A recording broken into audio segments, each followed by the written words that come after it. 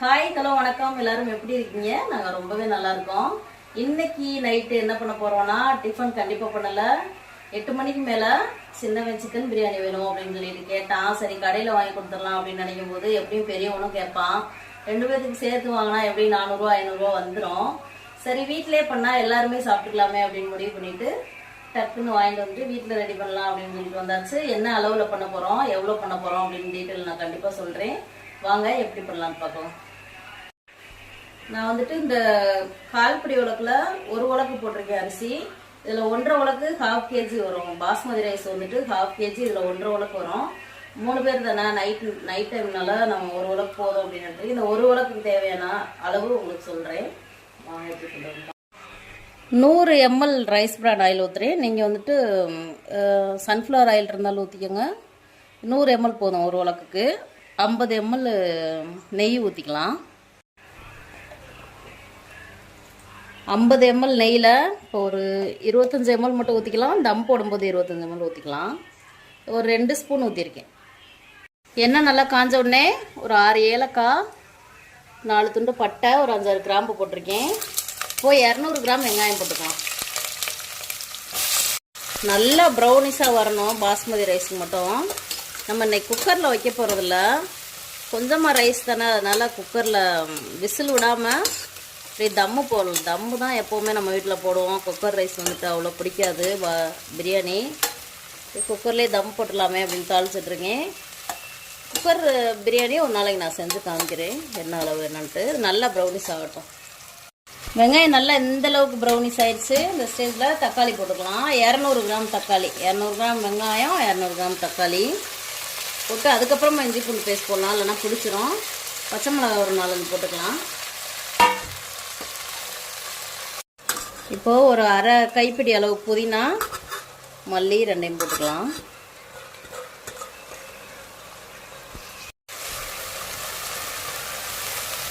இப்போ 100 கிராம் போல், 100 கிராம் இல்லை 75 கிராம் இருக்கும் இஞ்சி பூண்டு பேஸ்ட்டு. 100 கிராம் தயிர், 10 ரூபா பாக்கெட் ஒரு பாக்கெட் போட்டுக்கோங்க, கரெக்டாக இருக்கும்.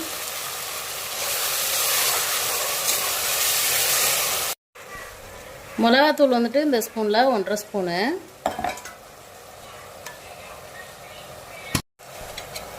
காஷ்மீரி சில்லி கலருக்காக கொஞ்சம் போடலான்னு எடுத்து ஆக்சுவலாக தீந்துருச்சு. ஸோ பரவாயில்ல. இந்த மசாலா எல்லாமே இந்த ஸ்டேஜில் கொஞ்சமாக உப்பு போட்டுக்கலாம், அப்புறமா பார்த்துட்டு போட்டுக்கலாம். இந்த மசாலா எல்லாமே நல்லா மையாக குழஞ்சி வரணும். அதுக்கப்புறம் தான் சிக்கன் போடணும். நல்லா வதங்கி வரட்டும், சிக்கன் போட்டுக்கலாம். நல்லா வதங்கி வந்துருச்சு. தக்காளிலாம் வந்து நல்லா எந்தளவுக்கு ஸ்லைஸாக கட் பண்ணணுமோ அந்தளவுக்கு கட் பண்ணணும். அப்போ தான் இந்த மாதிரி நல்லா வதங்கி வரும். இந்த ஸ்டேஜில் க்ளீன் பண்ணி வச்சுருக்கா சிக்கன் போட்டுக்கலாம். சிக்கன் வந்துட்டு நான் 1/2 kg எடுத்திருக்கேன். தொடை பீஸ் எடுத்திருக்கேன். அது வந்து பிரியாணிக்கு மாதிரி நான் பெருசாக கட் பண்ணி வாங்கியிருக்கேன். 50 கிராமில் கட் பண்ணி வாங்கியிருக்கேன். பிரியாணிக்கு எப்போவுமே பெரிய பீஸாக, பிரியாணிக்குன்னு சொன்னாவே கடையில் கட் பண்ணி தருவாங்க. இது மாதிரி கட் பண்ணி வாங்கிக்கோங்க, அதான் நல்லாயிருக்கும். கறி போட்டு ரொம்ப வதக்க வேணாம். ஒரு 2-3 நிமிஷம் வதங்கினோடனே தண்ணி ஊற்றிட்டு நல்ல ஒரு 5 நிமிஷம் சிக்கனை கொதிக்க விட்டுருவோம். அதுக்கப்புறம் அரிசி போட்டுக்கலாம். இப்போ இதில் 1 உலக்கு அரிசிக்கு நான் 2 உலக்கு தண்ணி வளர்ந்து வச்சுருக்கேன், ஊற்றிக்கலாம். ஒரு 4 நிமிஷம் நல்லா வதங்கிடுச்சு சிக்கனு, தண்ணி ஊற்றிக்கலாம். தண்ணி வந்துட்டு நல்லா கொதி வந்துடுச்சு. இது வந்து நான் சொல்கிறது வந்து பாஸ்மதி ரைஸு பிரியாணி ஸ்டைலு. இதை நீங்கள் சீரக சம்பாவுக்கு ஃபாலோ பண்ணக்கூடாது, கண்டிப்பாக நல்லாவே இருக்காது. அது வேறு ஸ்டைலில் பண்ணணும். இந்த மசாலாஸ்லாம் நல்லா மையாக இன்னும் நல்லா கரையிற அளவுக்கு ஒரு 5 நிமிஷம் சிம்மில் விட்டுட்டு கொதிக்க விட்டுருவோம். 5 நிமிஷம் கழிச்சு வந்து பார்ப்போம். 5 நிமிஷம் சிக்கன் மசாலாலாம் நல்லா கொதிச்சு வந்துருச்சு. இந்த ஸ்டேஜில் அரிசி போட்டுக்கலாம்.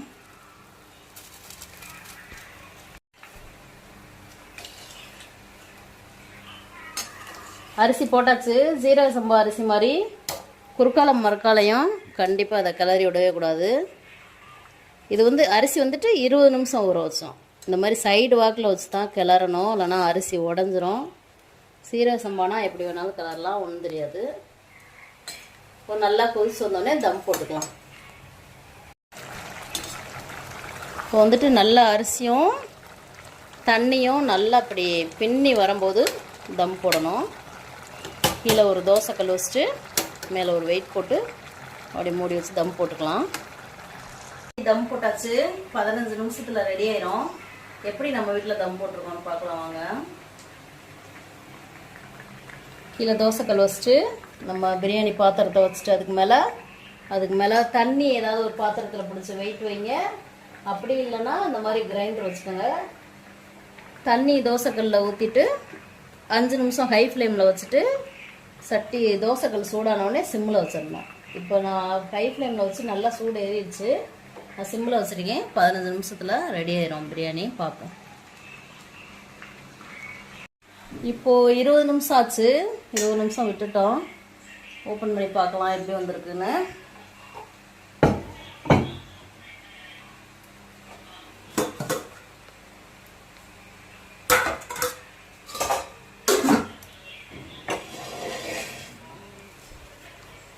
வெந்துருச்சு. சூப்பராக இருக்குது. உதிரியாக சரியாக இருக்கும். கரெக்டாக 20 நிமிஷம் விட்ருக்கோம். அடி பிடிக்கலாம் இல்லை. சூப்பராக வெந்துருச்சு. சிக்கனுமே நல்லா உடையிற அளவுக்கு வெந்துருச்சு. இப்போது நம்ம அடுப்பை ஆஃப் பண்ணிவிட்டு இறக்கலாம்.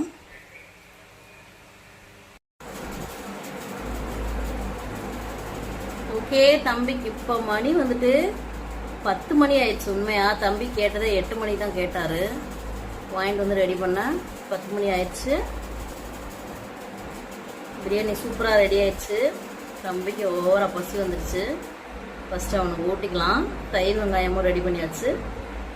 ஊட்டிட்டு கொதிக்க இருக்கு. கறியெலாம் நல்லா வெந்திருக்கு பாருங்க. கொஞ்சம் தம்பிக்கு ஊட்டிக்கலாம்.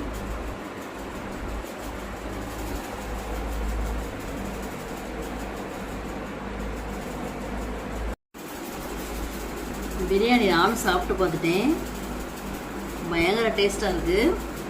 இது பாஸ்மதி ரைஸ் பிரியாணின்னு சொல்லலாம், இரவு நேர பிரியாணின்னு சொல்லலாம், 10 மணி பிரியாணின்னு சொல்லலாம். நல்ல டேஸ்ட்டு. அந்தளவுக்கு டேஸ்ட்டு. சிக்கன்லாம் சூப்பராக வந்திருக்கு. நானும் சாப்பிட்டு காமிக்கிறேன்.